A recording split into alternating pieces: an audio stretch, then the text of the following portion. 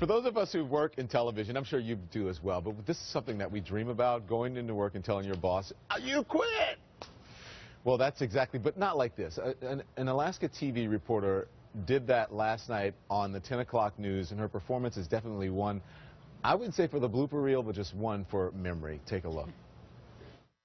Now, everything you heard is why I, the actual owner of the Alaska Cannabis Club, will be dedicating all of my energy toward fighting for freedom and fairness, which begins with legalizing marijuana here in Alaska. And as for this job, well, not that I have a choice, but I quit. All right, we apologize for that. We'll be right back. I felt bad. I felt worse, actually, for the anchor for that. Needless to say, this stunned her colleagues and sent social media sites into overdrive. The station immediately issued a statement on its Facebook page saying, "We sincerely apologize for the inappropriate language used by the KTVA reporter during her live presentation on the air tonight. The employee has been terminated." Here with me to talk about that is CNN senior media correspondent and Reliable Sources host Brian Stelter. It's obviously unprofessional that she did that, but naturally she is behind the scenes, right? There's a behind-the-scenes story. She did this on purpose. She was going to quit anyway, and she wanted to draw attention, right? It's so strange. The statement says she was terminated when we saw her quit on air. Yeah. Clearly she wasn't quite terminated. You would never do that, would you, Don? No, because I'm not that kind of person.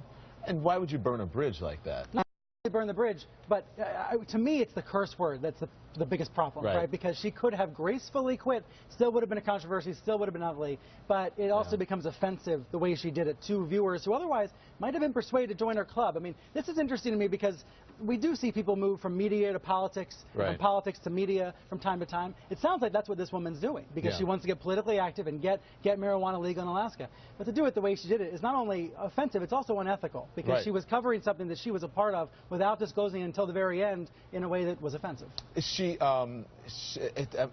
Obviously, as you said, she wanted attention, and she's talking about, is this legal marijuana? She's talking about medical marijuana. Do you know? She's talking about reform in the state, legalization of the drug in the way that many other states have already done.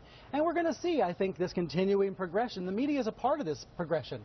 You see reality shows now about pot. You see a lot more news coverage about pot. Sanjay Gupta had that groundbreaking special here about the legalization of weed. So I understand, she wants to get involved politically. I just think it's downright unethical to be doing it in the way she did, to come on to cover the topic and all of that, and then only then to reveal she was a part of it. As you said, and it makes her look worse. And anytime you have something like that and you use a curse word and it goes over, it always makes you look worse. Here's what the station is quoting in the newspaper, saying they had no idea that the reporter was going to quit or that she was even connected to the Cannabis Club. So how can this happen? How can she be in her own place of business, which was then, and then talk about her future place of business, and then no one at the station really know about it? It definitely makes you wonder who assigned the story to begin with. Maybe she pitched the story about the club that she's the leader of, or maybe it was assigned to her by somebody else. But either way, this is what we used to say all the time when I was at the New York Times. It's what editors are for. It's what editors are always for, or producers in this case, to check the person, to be a check and balance to the reporter. You asked me if I would do something like this. Would you ever do anything like that? No, I'm a pretty shy guy. I don't know about that, Don. Yeah. I don't know if people call you shy, Brian Stelter, but anyway, you're always professional. Thank you very much. The host of Reliable Sources every Sunday morning here on